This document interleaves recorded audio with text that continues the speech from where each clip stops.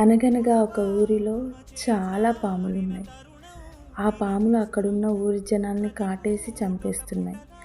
అక్కడ ఊరి పెద్ద మనిషి ఒక సాధువు దగ్గరికి వెళ్ళి జరిగేది మొత్తం చెప్పాడు.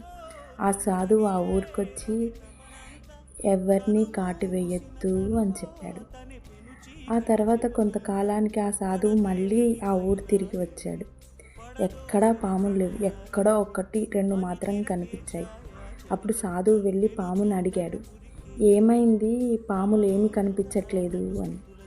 అప్పుడు ఆ పాములు చెప్పాయి, ఇక్కడ జనం మమ్మల్ని బతకనివ్వట్లే, కొట్టి చంపేస్తున్నారు అని.